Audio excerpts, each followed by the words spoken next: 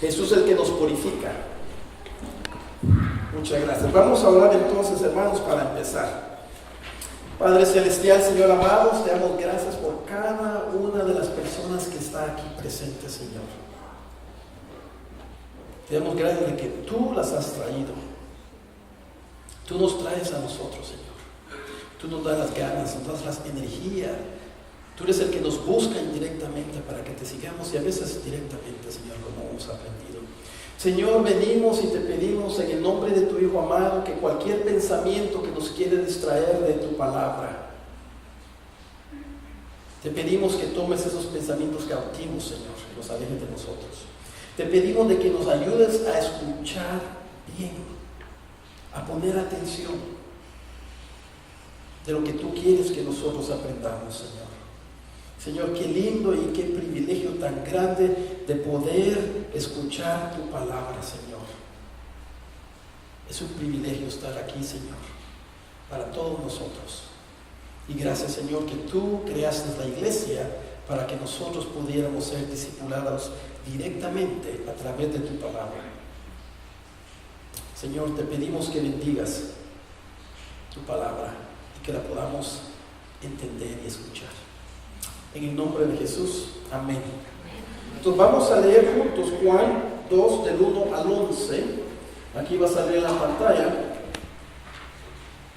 Y lo que quiero hacer es que voy a leerlo y lo voy a estar explicando, porque hay que entender el contexto de esto para poder entender bien lo que vamos a predicar, a enseñar, lo que vamos a tratar de escudriñar. Entonces el tema es Jesús, el que nos purifica.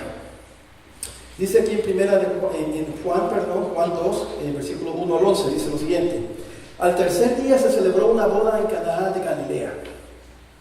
Las bodas de ese tiempo, quiero que sepan que no eran bodas que duraban 1, 2 o 3 días. Esas bodas duraban a veces 1, 2 o 3 semanas.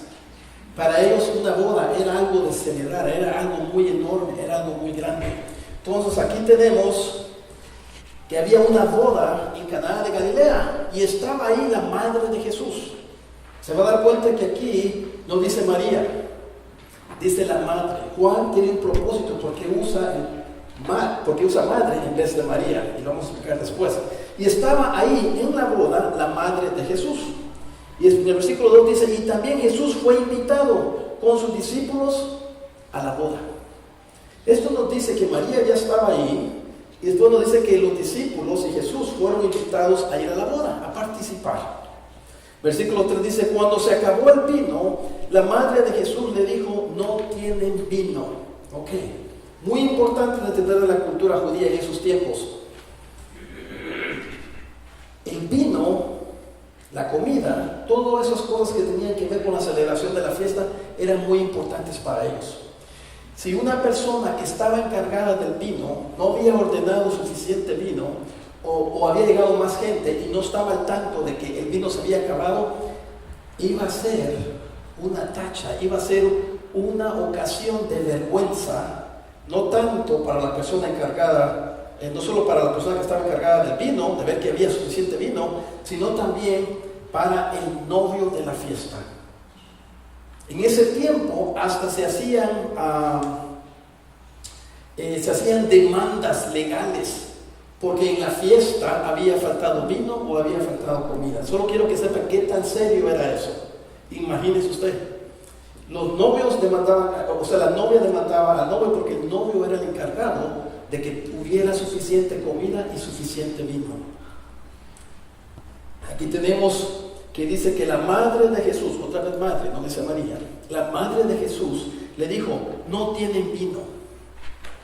Le estaba hablando ella a Jesús. Algunas personas dicen: ¿por qué María, por qué la madre de Jesús va a su hijo y le dice: no tienen vino? ¿Qué tiene que ver ella con la fiesta? Se cree que ella estaba encargada de supervisar de que había suficiente vino. Por eso ella fue y le fue a hablar a su hijo Jesús.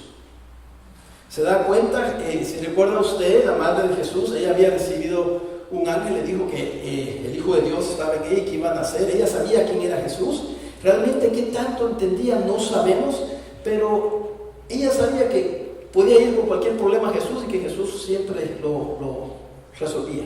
Tal vez la madre de Jesús pensaba, bueno, tal vez va a ir a comprar a Jesús, ¿no? O tal vez va a hacer esto Jesús. Ella no sabía, fue a Jesús y le dijo, no tienen vino. Jesús le dice, mujer, ¿qué nos va a ti y a mí en esto? Le dice mujer, no le dice madre, no le dice María. Lo que está haciendo Jesús aquí es algo muy interesante. Recuérdense, este es el principio del ministerio de Jesús. Jesús está a punto de empezar su ministerio como el Hijo de Dios. Y él lo que empieza a hacer, empieza a poner distancia entre su mamá y él. Y en esta ocasión le dice, ¿qué nos va a ti y a mí en esto? Él está diciendo, ¿qué tiene que ver? ¿Qué tengo que ver yo, mujer, con lo que tú te has comprometido? Eso es lo que le está diciendo. Este término mujer no se traduce muy bien en el español, pero es todavía con respeto, pero le está diciendo, madre, tú ya no eres mi madre. Tú tienes que reconocer de que yo soy Dios. Tú realmente, Dios te usó y todo eso, pero yo soy Dios. Imagínense qué cosa tan grande, no empezar a poner distancia, también porque él iba a empezar su ministerio y se iba a dar a conocer que él no era nada más José, el hijo de Jesús, el hijo de José y María. Entonces, ¿qué nos va a ti y a mí en esto? ¿Por qué me metes en esto? Todavía no ha llegado mi hora. En eso está hablando de la hora de Jesús que él hablaba, y vamos a ver conforme vamos avanzando, era que iba a venir un tiempo que Jesucristo iba a morir. Esto hablaba de su crucifixión. Había algo ahí que Jesús y María, que María no entendía, posiblemente, la madre, ¿no? Y aquí seguimos, dice, su madre dijo a los que le servían, haced todo lo que él os diga. Esto nos da la pauta también de que ella estaba encargada. Porque si ella no está encargada y le dice a las personas, hagan todo lo que mi hijo ordene, van a decir, ¿y usted quién es? ¿Por qué nos está dando órdenes, no? Entonces otra pauta de que ella estaba encargada, por lo menos del vino. Tal vez estaba encargada de otras cosas también. Y esas personas, cuando ellos oyeron hacer todo lo que él os diga, Jesús, dice, se van a dar cuenta que obedecieron después. En el versículo 6 dice esto, y había ahí 6 tinajas de piedra puestas para ser usadas en el rito de la purificación de los judíos. Estas 6 tinajas eran hechas de piedra. Eran tinajas que más o menos acomodaban 50 galones de agua cada uno. Eran unas tinajas grandes, a veces eran como este tamaño, 50 galones de piedras, y estaban a veces en pedestales. La idea era que cuando había una boda o cuando ellos iban a comer, el ritual era de lavarse las manos, era lo que Dios había puesto en Levíticos, ¿no? Que tenían que purificar las manos para que no hubiera contaminación adentro del cuerpo, ¿no? Pero era un símbolo de que era algo que se tenía que hacer para purificar, para no contaminarlo de adentro. Habían 6 de esas, 300 galones de vino. Era grande la fiesta, solo para que se den cuenta lo que Jesucristo estaba haciendo, ¿no? Entonces dice aquí, su madre le dijo a los que servían, hacer todo lo que él os ha dicho. Habían ahí 6 tinajas de piedra puestas para ser usadas en el rito de la purificación de los judíos. En cada una cabían 2 o 3 cántaros, decía. Jesús les dijo, llenad de agua las tinajas, y las llenaron hasta el borde. Ellos vinieron, ok, vamos a llenar de agua. Ellos siguieron instrucciones, ellos no preguntaron para qué era, ¿no? Entonces les dijo Jesús, sacad ahora un poco y llevadla al maestro Sala. El maestro Sala era el que estaba encargado de todo. Era el que se encargaba del control de calidad, por así decir. Y se lo llevaron. Cuando el maestro Sala probó el agua convertida en vino, ahora ya sabemos que esa agua que estaba ahí se había convertido en vino.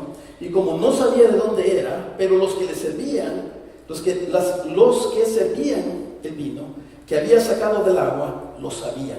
O sea que los únicos que se habían dado cuenta del milagro hasta ese momento eran los que pusieron el agua y se la llevaron al maestro Sala y ya era vino. Eran los únicos que se habían dado cuenta en este tiempo, ¿no? Y otras personitas más. El maestro Sala llamó al novio y le dijo, todo hombre sirve primero el vino bueno, y cuando ya han tomado bastantes, entonces el inferior, pero tú has guardado hasta ahora el vino bueno. Este principio de sus señales hizo Jesús en Caná de Galilea y manifestó ahí su gloria y sus discípulos creyeron en él. Entonces les expliqué esto porque el contexto es muy importante para entender este pasaje. También hay otro pasaje que para poder entender Juan, el Evangelio de Juan, vamos a ver a Juan 20, 30, 31. Ahí está la llave. Esta es la llave que abre todo lo que dice el Evangelio de Juan. Aquí lo que dice Juan 20, 30, 31 dice esto. Y muchas otras señales hizo también Jesús en presencia de sus discípulos, que no están escritas en este libro, pero estas se han escrito para que creáis que Jesús es el Cristo, el Hijo de Dios, y para que al creer tengáis vida en su nombre. Aquí nos está diciendo Juan cuál es el propósito del Evangelio de Juan, para que nosotros creamos que Jesucristo es el Cristo, que Él es el Hijo de Dios, y para que cuando nosotros creamos tengamos vida en su nombre. Ese es el propósito. Esto es lo que va a estar pasando con ustedes y conmigo conforme vayamos estudiando el libro de Juan. Entonces esta mañana vamos a ver que Jesús quiere que tengamos vida en su nombre. Esta sección trata de cómo Jesús quiere que nuestras vidas sean purificadas, y especialmente de la vergüenza. Este es el contexto acá. Si Jesús no hubiera hecho eso, María hubiera sido avergonzada tremendamente. Y no solo María, sino que el novio de la fiesta. Y hubiera traído no solo vergüenza a la familia de Jesús, sino que también vergüenza a la familia del novio. Entonces, vamos a ver que Jesús quiere que nuestras vidas sean purificadas de la vergüenza. La vergüenza nos ha perseguido desde que Adán y Eva comieron de la fruta y se dieron cuenta de que estaban desnudos. El resultado fue esconderse unos de los otros y también de Dios.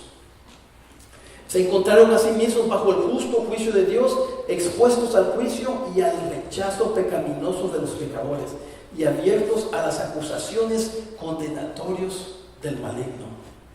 Hoy en día vivimos en este mundo peligroso y tenemos el mismo instinto de ocultarnos también. El tipo de vergüenza que a menudo experimentamos es una potente combinación de fracaso y orgullo. Fracaso y orgullo. Fallamos moralmente cuando pecamos, fallamos debido a nuestras limitaciones, porque somos débiles. Tampoco cumplimos con las expectativas de otras personas. Fallamos también porque estamos llenos de orgullo pecaminoso y nos avergonzamos de nuestros fracasos y debilidades y nos esforzamos lo máximo para esconder esas fallas y fracasos de los demás. La pregunta para nosotros esta mañana es: ¿cómo es que Jesús nos puede purificar de la vergüenza? ¿Y qué significa la purificación? La purificación es un proceso de toda la vida del Espíritu Santo de Dios. Él vive en el creyente y nos empieza a limpiar del pecado y especialmente, oiga bien, de la suciedad que deja el pecado en nuestras memorias. La vergüenza. La vergüenza para nosotros viene en memorias. Nosotros sabemos aquí nuestra mente que Dios ya nos perdonó, ¿verdad?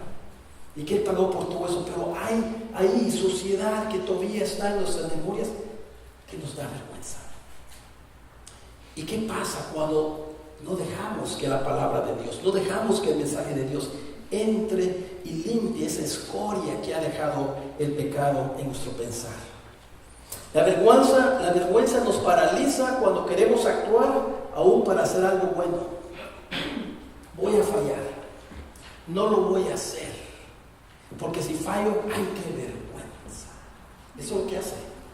Nos mantiene humillados y derrotados en la vida. La vergüenza nos aparta de las personas que queremos. Nos causa que nos ataquemos a nosotros mismos por algo malo que hice o me hicieron. No, ¿cómo voy a hacer esto? Si yo ya fallé y ya estoy aquí y voy a volver a fallar. Nos volvemos nuestros mayores críticos y nos paraliza. ¿Por qué? Porque no queremos ser avergonzados otra vez. Lo que aprenderemos hoy es que Jesús nos quiere purificar de la esclavitud, de la vergüenza en nuestras vidas. Hermanos, ¿cuántos de ustedes han experimentado eso en sus vidas? Sí, todos tenemos eso. Nosotros lo hemos hecho o lo han causado, pero al final del día hay una vergüenza. Entonces, en esta historia de Jesús, donde vimos el agua convertida a vino, vamos a ver tres cosas. Primero vamos a ver la crisis, segundo vamos a ver la solución y tercero vamos a ver el milagro. Entonces, el primer punto de esta mañana es, tenemos la crisis, evitar la vergüenza con el novio de la fiesta. Versículo 1 al 4, dice, al tercer día se celebró una boda en Caná de Galilea y estaba ahí la madre de Jesús, y también Jesús fue invitado con sus discípulos a la boda. Cuando se acabó el vino, la madre de Jesús dice, no tienen vino. Ahí está la crisis. Ahí está la crisis que si no es resuelta, la vergüenza viene y está a la puerta de la madre de Jesús y del novio. No tienen vino, y Jesús le dijo, mujer, ¿qué nos va a ti y a mí en esto? Todavía no ha llegado mi hora. Aquí nosotros, hermanos, para poder entender la crisis, miramos que hay dos voluntades. Primero, la voluntad de la madre. La madre le dice a Jesús, no tienen vino. La voluntad de la madre era, ¿puedes hacer algo? ¿Puedes ir a comprar vino? ¿Puedes hacer vino? No sé, nunca te he visto. Pero ¿puedes hacer algo? Porque si no, yo estoy a punto de ser avergonzada y las personas de la fiesta también. Esa era la voluntad de ella. ¿Cuál era la voluntad de Dios? Y Jesús le dijo, mujer, ¿qué nos va a ti y a mí en esto? Todavía no ha llegado mi hora. Y muchas veces una crisis, hermanos, es cuando la voluntad de Dios y la voluntad suya no está, y la mía, no está en el mismo de acuerdo. No están en el mismo caminar, no están en la misma voluntad. Ahí es cuando empiezan las crisis. La crisis en nuestras vidas empieza cuando la voluntad nuestra no está en acuerdo con la voluntad de Dios. La razón por la cual evitamos la crisis es porque nos traerá vergüenza y dolor. No hay nada malo querer evitar eso, eso es bueno, ¿no? Pero así es como empieza. ¿Qué es la vergüenza? Hablemos un poco de la vergüenza. Una sensación dolorosa estimulada por una conciencia de culpa o de haber hecho algo que daña mi reputación. La vergüenza está particularmente estimulada por acciones que en opinión de los hombres son malas y degradantes. Cuando hacemos algo que nos va a dañar la reputación. Cuando hacemos algo, tomamos acción o hicimos algo que realmente, si lo compartimos con el resto del mundo, van a decir, wow, ¿cómo pudo él hacer eso? ¿Cómo pudo ella hacer eso? ¿Ya se dan cuenta? Eso es la vergüenza. La madre de Jesús estaba a punto de ser avergonzada y causar mucha vergüenza al novio de la boda. ¿Qué podía hacer María? Ella pudo haberse escondido, pudo haber huido de la fiesta, echarse a correr. Nosotros también hacemos lo mismo cuando algo vergonzoso nos pasa o está a punto de pasar. Nos escondemos en nuestros hogares o lejos de nuestros hogares. Nos escondemos en nuestras habitaciones o en el trabajo. Nos escondemos en las tareas domésticas o el trabajo de jardinería. Nos escondemos detrás de las computadoras, de los teléfonos, de los periódicos y de las revistas. Nos escondemos atrás de la televisión y de las noticias. Nos escondemos detrás de las fachadas de moda, fachadas de educación, fachadas de carrera, fachadas de Facebook, fachadas de los púlpitos. Nos escondemos en las cosas que no hemos logrado.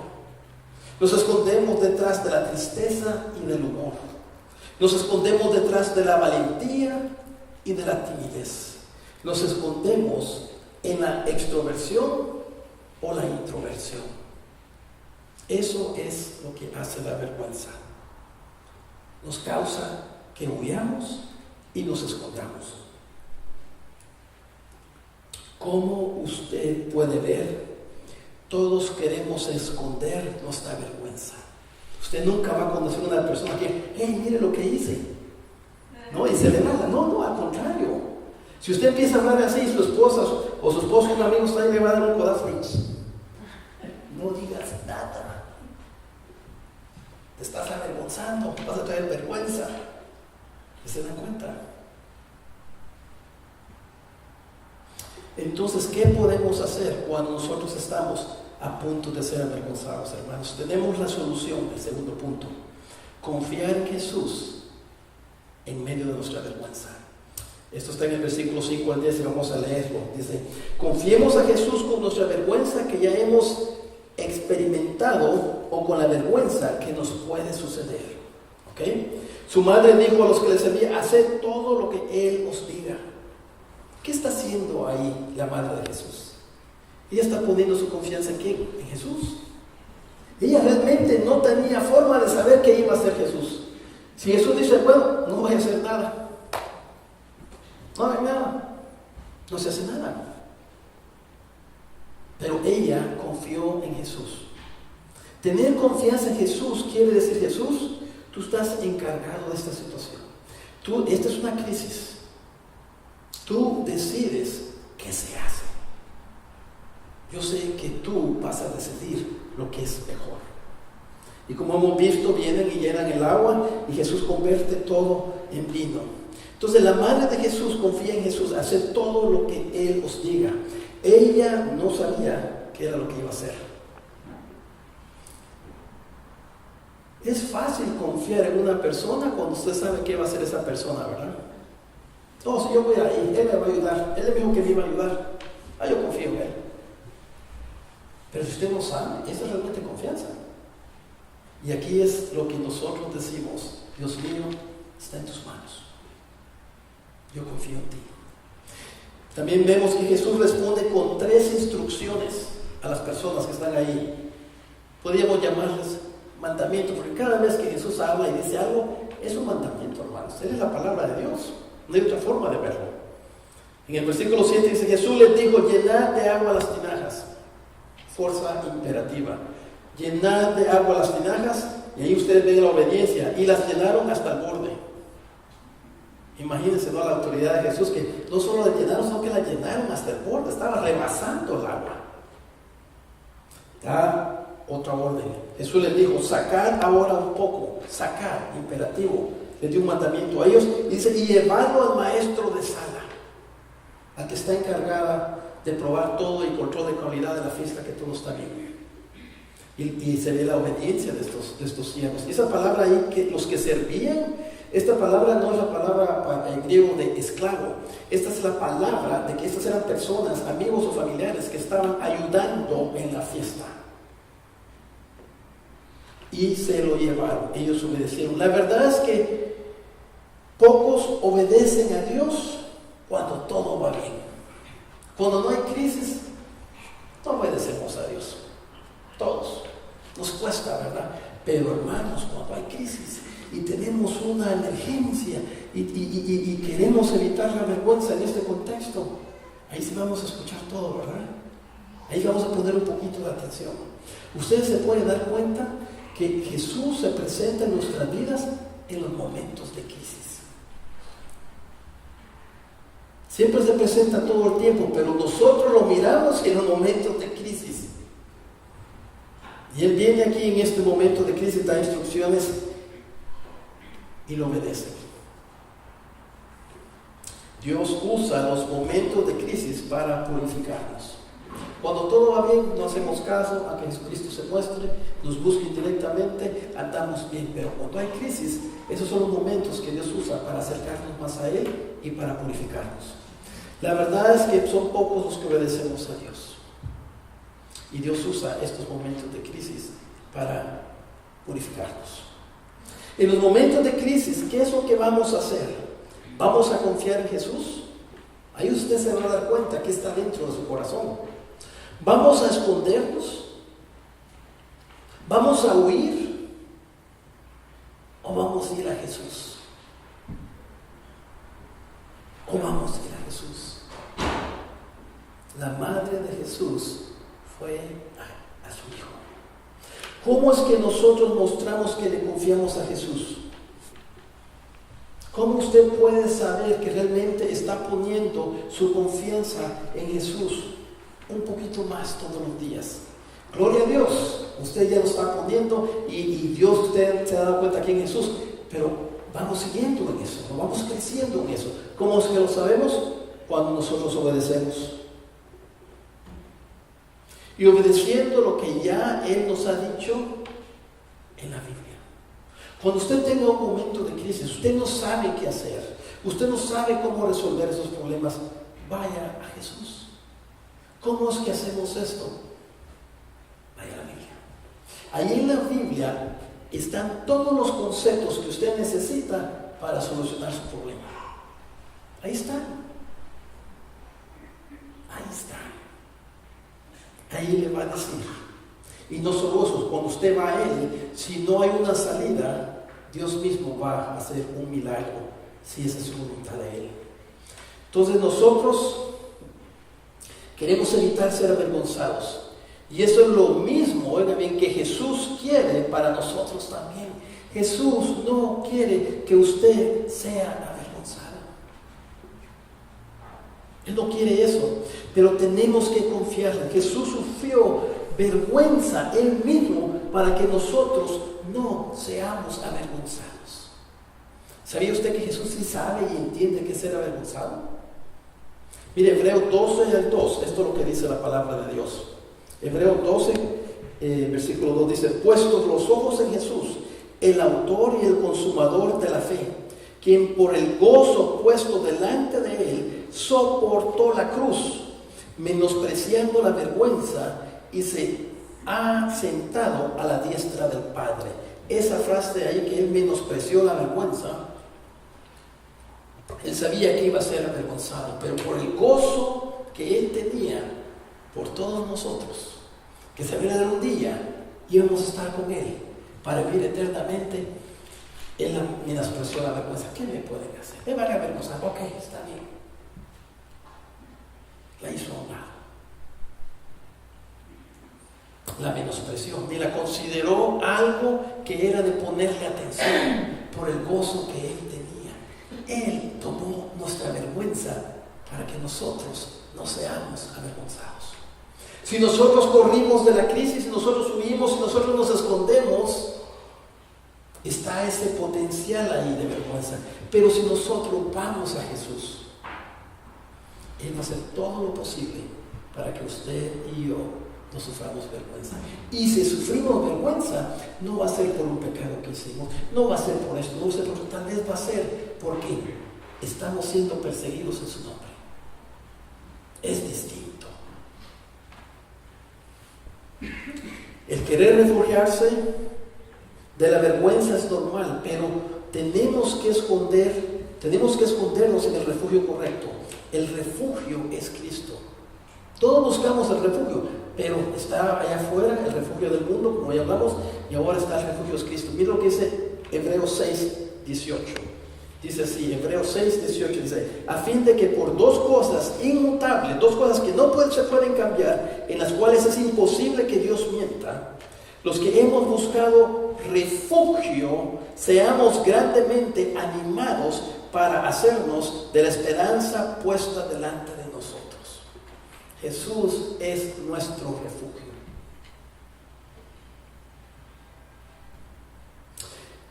Jesús es nuestro refugio. La muerte y la resurrección de Jesús es el único remedio para la vergüenza que sentimos por nuestras fallas del pecado. Pero si nos escondemos en Jesús, Él nos proporciona una limpieza completa. Cuando usted corre a Jesús, cuando usted va a Él, no solo va a ser refugiado, va a ser protegido, pero también ahí en ese lugar usted va a ser limpio. Mire lo que dice 1 de Juan 1:9. 1 de Juan 1:9 dice: si confesamos nuestros pecados, y esas partes está refugiado en Él, usted va y usted le dice, porque obviamente está corriendo, Hay vergüenza porque hicimos algo malo, ¿no? Empieza y usted le dice, Dios mío, yo fallé, perdóname, Señor, yo vengo a ti, perdóname. Si confesamos nuestros pecados, Él es fiel y justo para perdonarnos los pecados. Él es fiel. ¿Y por qué justo? Porque Él dijo que nos iba a perdonar. Él es fiel y Él es justo para perdonarnos nuestros pecados y para limpiarnos de toda maldad. Oiga bien, usted se arrepiente, usted confiesa su pecado y esa escoria que queda ahí de la vergüenza, Él la empieza a limpiar de sus mentes. Yo sé que hay en la vida de ustedes, tal vez en la vida mía, hay áreas que todavía están avergonzadas y nos paralizan y nos escondemos. Quiero invitarlos esta mañana, cuando tengamos el tiempo de oración, que ustedes vengan aquí enfrente para que Jesús remueva esa vergüenza de la vida de ustedes. La vergüenza paraliza y la vergüenza la usa el enemigo para que nosotros no podamos actuar y ser todo lo que Dios quiere que seamos en su reino. La vergüenza nos declara culpables y deficientes. Jesús nos declara inocentes y fuertes. ¿Te das cuenta? La vergüenza dice, no, tú eres culpable, tú no puedes. ¿Qué vas a hacer ahí? No, a la iglesia ni si más, porque vas a servir una mañana y después ya no vas a estar ahí. O no hagas esto, o Dios tiene sus planes para ti, una vez lo haces y fallas y ya no quieres más. Vas a fallar. Tú no puedes, tú eres débil, tú eres deficiente. ¿No saben ustedes que Jesucristo ya pagó por todos nuestros pecados?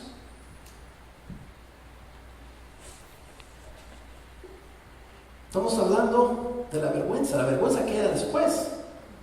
Usted puede que usted sepa en su mente que Jesús ya pagó por todos sus pecados, y eso es cierto, pero la vergüenza, hay algo, hay esa escoria que Cristo quiere limpiarla y decirle, no. Yo te digo y te declaro inocente y fuerte. Él promete que su gracia será suficiente para nosotros en todas nuestras debilidades. ¿Sabía usted que la gracia de Dios es para nuestras debilidades? La gracia de Dios no es cuando está fuerte. La gracia de Dios es cuando usted se siente avergonzado, se siente que ha fallado, se siente débil. Ahí está la gracia de Dios, para eso es. Miren lo que dice 2 Corintios 12 al 9, dice 2 Corintios 12, versículo 9, dice esto. Y Él me ha dicho, dice Pablo, te basta mi gracia, pues mi poder se perfecciona en la debilidad. Pablo, yo sé que eres débil. Pablo, yo sé que has fallado. Pablo, yo sé que te sentís que no vas a poder hacer esto. Pablo, mi poder se va a perfeccionar en tu debilidad. Por tanto, muy gustosamente me gloriaré más bien en mis debilidades, para que el poder de Cristo more en mí. La vergüenza se gloria en nuestras debilidades para que nosotros no podamos hacer nada. Y la gracia de Dios está para nosotros. El poder de Dios está para nosotros. Cuando nosotros nos sentimos débiles y sentimos que no podemos hacer nada. Si usted se refugia en la vergüenza, no va a poder hacer nada. Pero si usted se refugia en la gracia de Dios, el poder de Dios está ahí a la mano y le dice, levántate, tú eres mi hijo. Yo morí por ti. Todos esos pecados ya están pagados. ¿Por qué te dejas de que el enemigo te siga avergonzando? ¿Por qué te dejas que el enemigo te siga engañando? Arriba, levántese. Y usted se levanta. Usted se levanta y usted sabe. Y viene y usted sabe que yo soy débil. Yo fallé, pero Cristo ya pagó todo. Cristo ya pagó todo. Yo no tengo vergüenza. Ya está, esa deuda ya está pagada. Yo soy hijo de Dios. Yo soy hija de Dios. Y ahí esa escoria va siendo removida de nuestra mente. El último punto, hermanos, que tenemos el milagro. Tenemos el milagro. Fe en Jesús, que Él nos puede purificar. Y entonces está en el versículo 11. Y dice aquí, al final de esta sección, dice, este principio de sus señales hizo Jesús en Caná de Galilea y manifestó su gloria y sus discípulos creyeron en él. Jesús nos muestra quién es Él. Dice aquí, y manifestó su gloria. Esta palabra manifestar, esto significa revelar claramente a la mente de un humano algo que ha estado ocultado. Es Cristo quien le muestra a los humanos que Él es el Hijo de Dios. Y Él usa muchas cosas. Aquí en este contexto, Él usó un milagro para manifestar su gloria. ¿Qué significa su gloria? Esto nos habla de que Jesús estaba revelando milagrosamente, estaba revelando algo milagrosamente que los discípulos no podían haber visto antes en Él, que Él era el Hijo de Dios. Esto es bien interesante aquí, hermanos, ya para terminar. El milagro no era crear el vino. Fue su primer milagro. En el griego está escrito que este fue su primer milagro. Así que si ustedes han visto películas de Jesús haciendo pichoncitos de barro y que los hizo volar y todo eso, no es cierto. Este es el primer milagro de Cristo. Por eso no se sabe si la madre de Jesús sabía que Él iba a hacer algo supernatural. Fue el primer milagro que Él hizo. Pero el milagro no era crear vino. Por eso aquí, si se dan cuenta, la palabra que se usa es señal. Hay otra palabra en el griego para milagro. Esta palabra es señal. ¿Qué hacen las señales? Apuntan en qué dirección usted debe ir, ¿verdad? Apunta a algo. Para Santa Bárbara, allá, tantas millas. Esa es la señal. Hay una salida para la National aquí del freeway. Ahí está la señal. La señal apunta a algo. Ese milagro de hacer agua al vino fue un milagro, no pasan todos los días, la verdad es algo sobrenatural, pero eso no es, esa es una señal que apunta al milagro verdadero.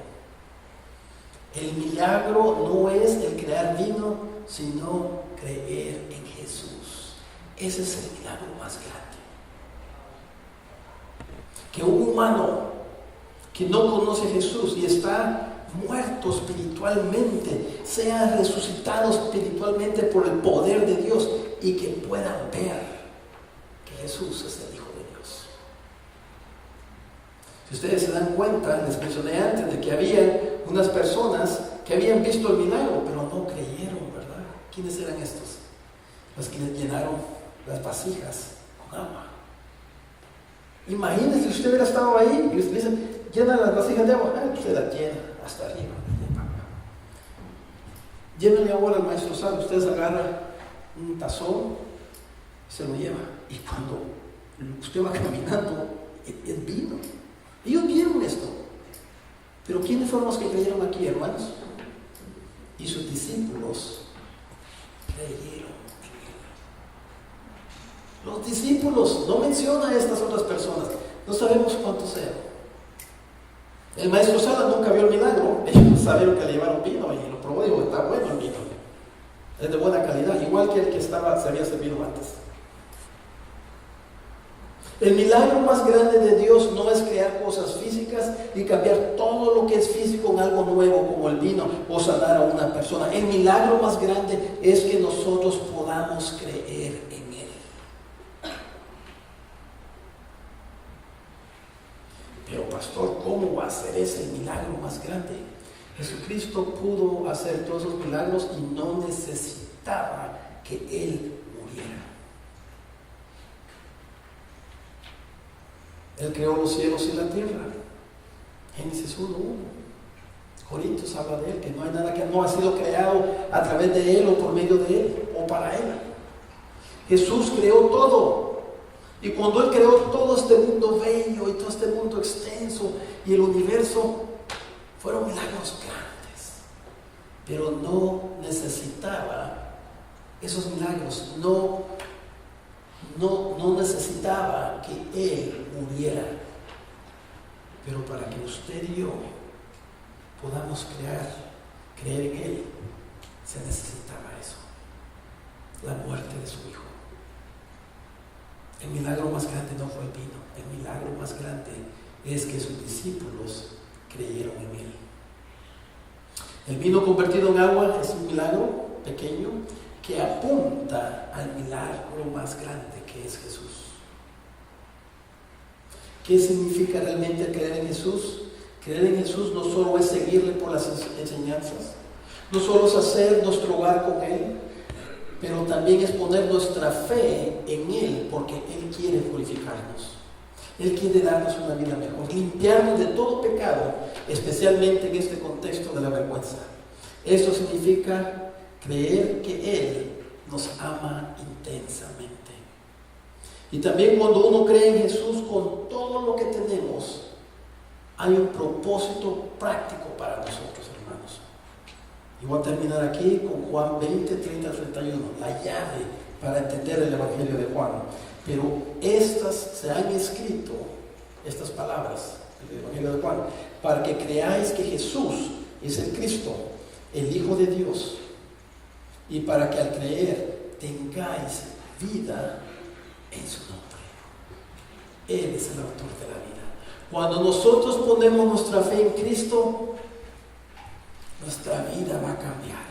Van a haber problemas, van a haber cositas, pero va a haber una calidad de vida que esas cosas van a quedar a su nivel adecuado, muy bajito, muy importante, porque usted conoce al Creador de los cielos y la tierra. Usted sabe que no está solo y Él no va a dejar y no quiere que usted sea avergonzado.